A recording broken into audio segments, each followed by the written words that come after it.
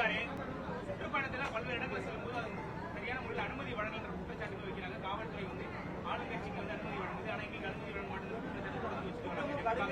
கடுமையான கூட்டம் வரும்போது மக்களுக்கு பாதிப்பு ஏற்படுது.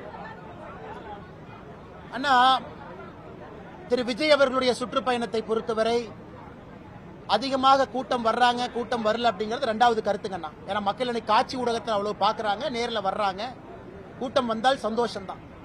ஆனா வரக்கூடிய கூட்டம் எந்த விதமான பொது சொத்துக்கும் ஒரு பிரச்சனை ஏற்படுத்தாம, ஒரு பப்ளிக் ப்ராப்பர்ட்டியை டேமேஜ் பண்ணாம அமைதியான முறையில் வந்து கேட்டுவிட்டு செல்வதை நம்ம எல்லோரும் வரவேற்கணும்.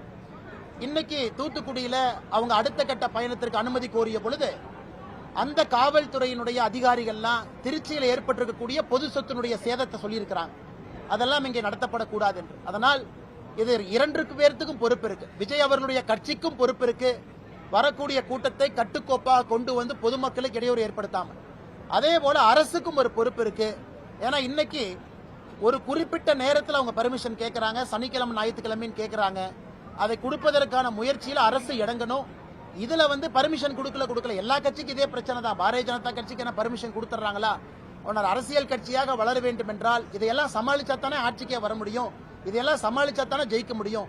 இதை சமாளிப்பதற்கே விஜய் அவர்களுடைய கட்சி குட்டிக்கரணம் போட்டுட்டு இருக்காங்க. தொடர்ந்து அரசின் மீது ஒரு வழக்கு சொல்றாங்க அப்படின்னா அவர்கள் எந்த அளவுக்கு தன்னை தயார்படுத்திக் கொண்டிருக்கின்றார்கள் என்பது நமக்கு தெரியுது. அதனால் என்னை பொறுத்தவரை விஜய் அவர்களுடைய கட்சி அடுத்த கட்டம் செல்ல வேண்டும் என்றால் இதையெல்லாம் சமாளிச்சு தான் அவங்க வளரணும். அதனால அவங்களுடைய கூட்டத்தை அவங்க நடத்தணும். பொதுமக்களுக்கு பிரச்சனை இல்லாம, பொது இடத்துல பப்ளிக் சொத்துக்கு பிரச்சனை இல்லாம அவங்களுடைய கூட்டம் நடத்தப்பட வேண்டும்.